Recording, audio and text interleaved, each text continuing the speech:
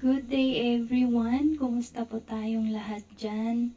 Ngayon po is maganda ang panahon. Ayan, at day off po namin ngayon dito sa Hong Kong. Pero I choose to stay in my room and then God put into my heart na mag-share ako sa salita ng Panginoon to reach out others, lalo sa aking mga kaibigan at mga kapamilya. Kumusta tayo dito para Celis? Ayan, si Manang Eunice, ayan si Aaron, ang aking ina, mahal na ina. Si Jeron, yan sa Ilagan. At sa aking mga kamag-anak, aking mga kapatid, si Manong Bulidang, si Manong Aquino, si Manang Salin, Manang Corazon, si Manang Tessie, si Manang Minganay. Yan. Yan. Marami akong kapatid at mahal ko kayo. So, I take this time to share the words of God. So, before that, awisin kayo nga agkararag tayo. Hallelujah. Father God in heaven, thank you, Lord God, for this wonderful opportunity that I can share your words, Lord. I pray, O God, yung mga makikinig, Panginoon, open their spiritual heart, mind, and understanding, O God, na kung ano man ang aking ibahagi sa oras na ito, Panginoon, it can help them, Lord God, to know you more, to have a real relationship with you, Father God, and to know their life purpose, Lord. Hallelujah. Lord, we are ready, Lord God, to receive your words. We are ready to hear from you.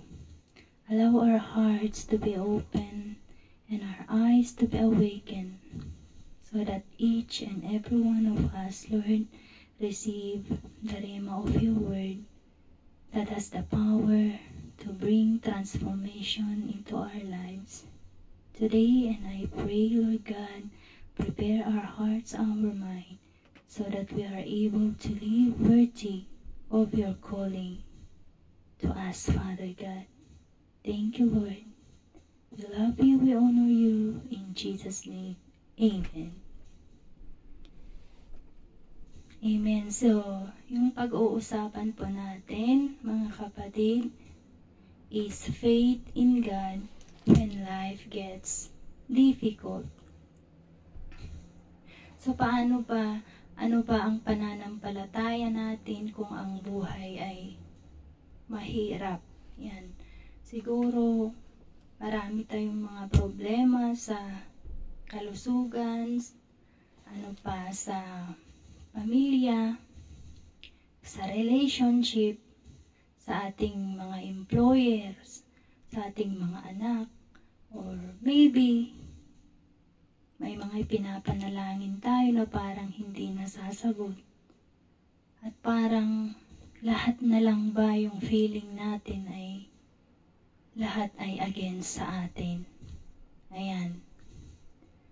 So, basahin po natin ang Matthew chapter 14 verse 29 to 31.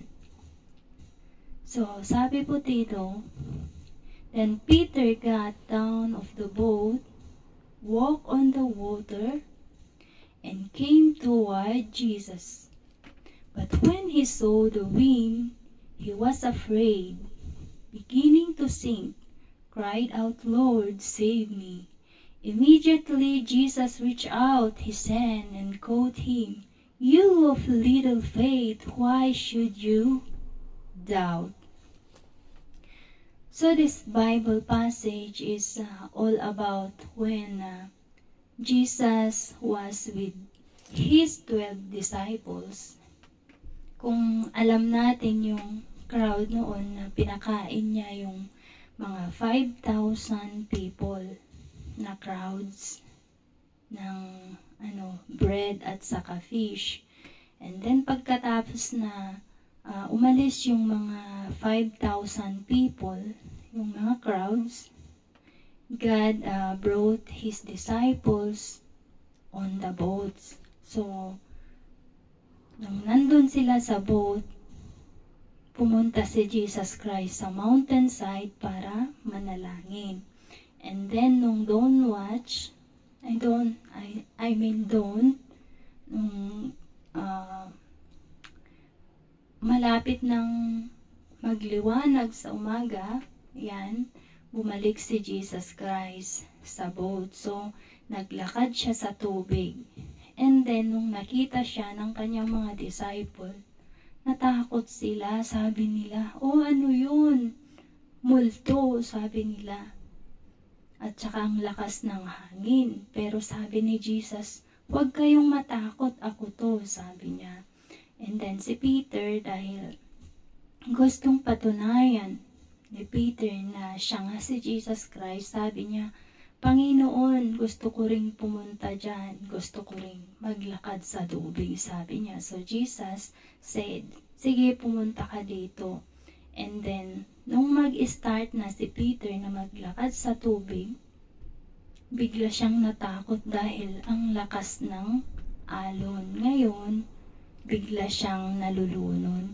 Kaya sabi niya, Lord, tulungan mo ako. Malulunod na ako, sabi niya. And then, sabi ni Jesus sa kanya, inabot niya ang kamay ni Peter at sabi niya, You of little faith, why should you doubt? Sabi niya ganyan. And then, bumalik sila sa boat. So, ganun po. Yun ay naihahantulad din sa atin. Amen? Ang wind, ang waves, ang storms, that symbolize the challenges, the adversities, the difficulties, the hardships that we are facing into our life. Maraming uri ng mga pagsubok, mga circumstances sa ating buhay. Maybe sa finances, nagkukulang tayo ng pera, natustusan ng ating mga pamilya, even ang ating sarili. Ano pa? Siguro may mga sakit tayo na paulit-ulit tayong pumupunta sa doktor pero hindi tayo gumagaling. Ano pa? Baka babaero ang asawa natin. Ang anak natin hindi nakikinig. Mahirap tayong humanap ng trabaho. Maraming mga difficulties ng buhay. But God promised us that God uses these storms of life, amen, to teach us how to trust in Him. God uses all these difficulties of life to mold us, to discipline us, to teach us, to transform us. Na hindi na po tayo tulad ng dati, pero God uses all these storms for us to trust Him, to deep down into our faith, para lalo pa tayong lumalim sa ating pananampalataya at lalo pa tayong magtitiwala na Siya lang ang tanging Diyos na makapagbibigay ng kalutasan sa ating mga problema, because He is a sovereign God and He is in control of everything. Kapatid, tandaan mo, God is higher than your problem. God is higher than any sickness that you are suffering. God is higher than the storms you are facing. God is higher than any problem that you are facing. The only thing that we do is just to trust to the sovereign God who is in control of everything. Amen? Amen. Kaya sabihin mo nga dyan sa katabi mo, trust God in everything. Amen? Hallelujah. So let's continue. So there are 3 points on how we can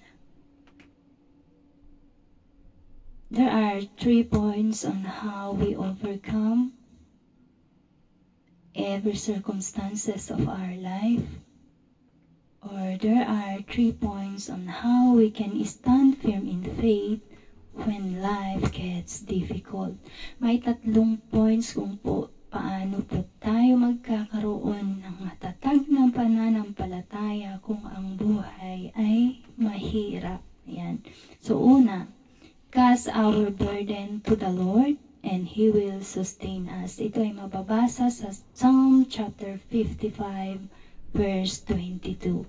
Ano ba ang ibig sabihin ng cast your burden? Ibig sabihin in Ilocano, itid mo, iti problemam, iti Diyos. Kaya't naasawin, ipagkatiwala mo sa Panginoon ang iyong mga problema. Ayan, yung sinabi niya dito.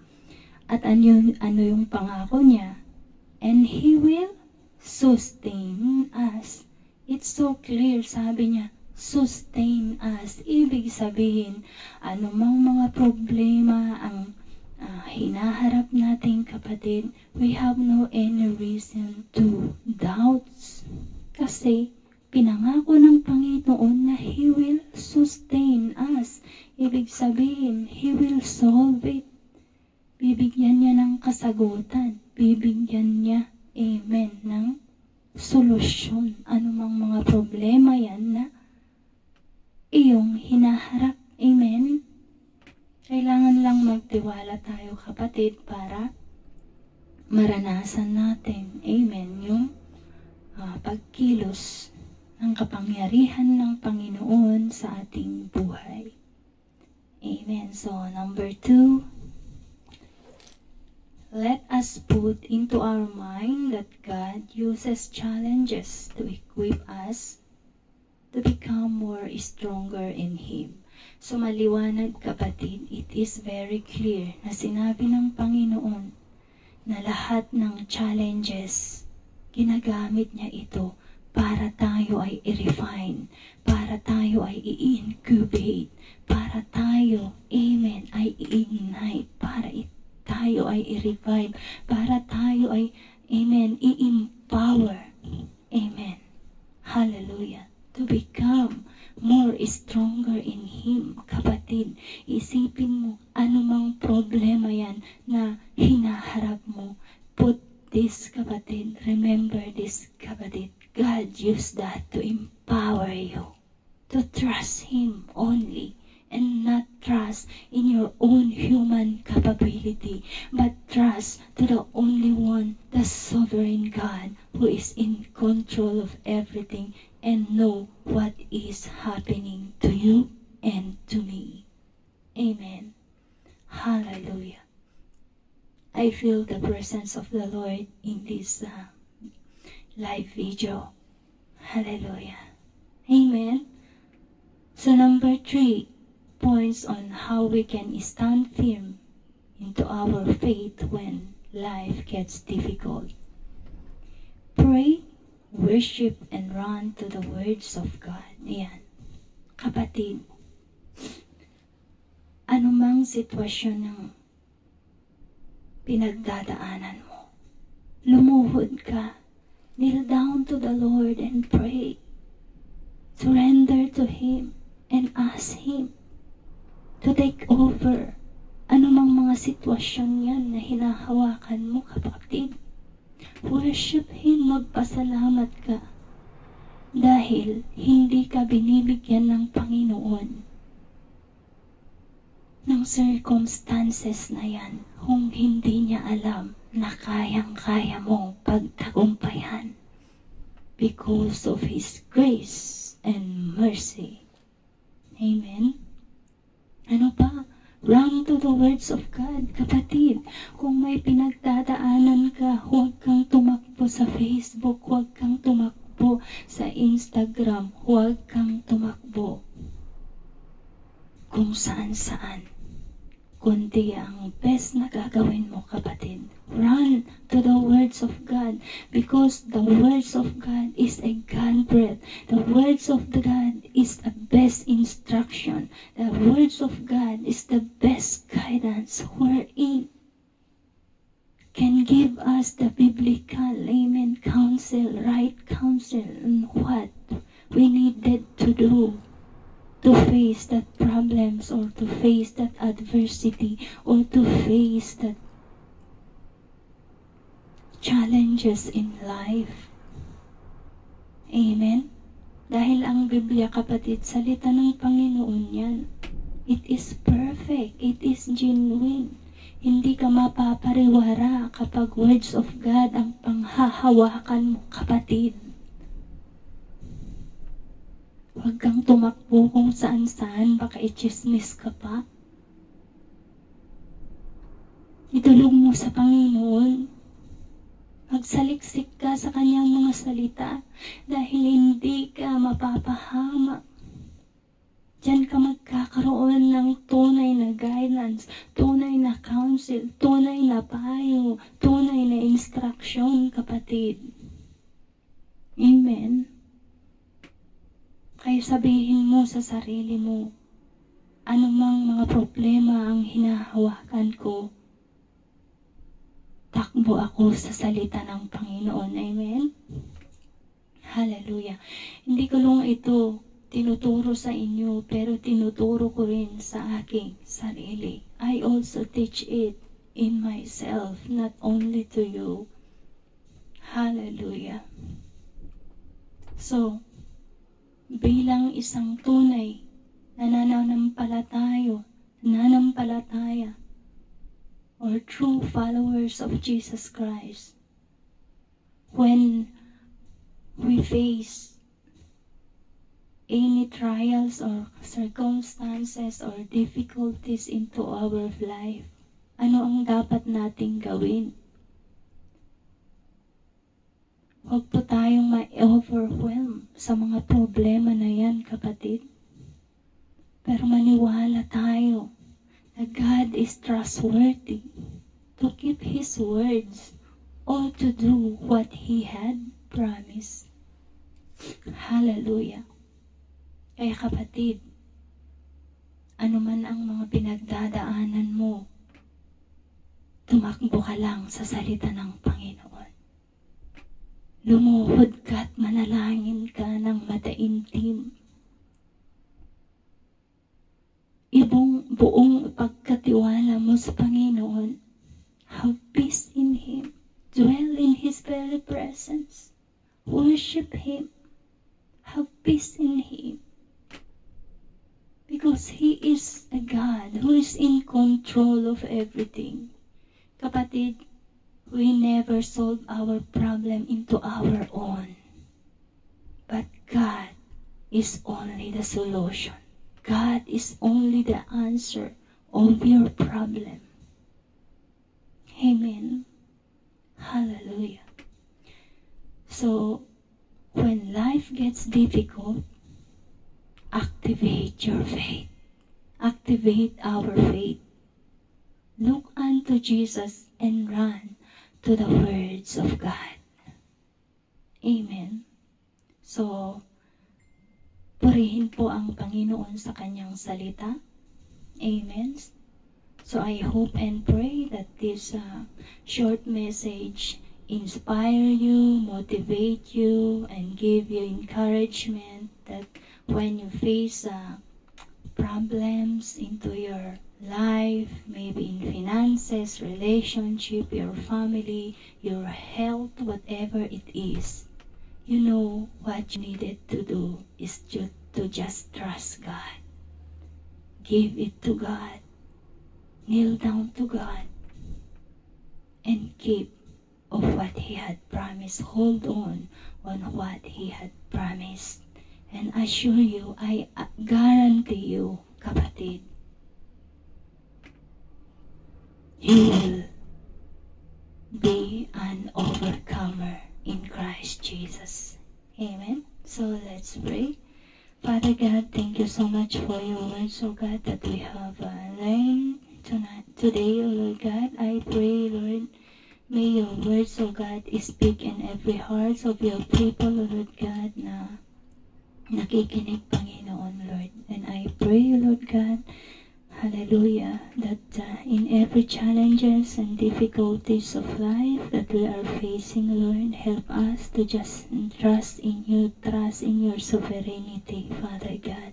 And Lord, give us that faith, Lord God, a faith that can move mountains, Lord, that whatever tsunami or Jericho in life, Lord God, that we are facing, Lord, we are overcomer because, Lord, we belong to you, and when we belong to you, Lord God,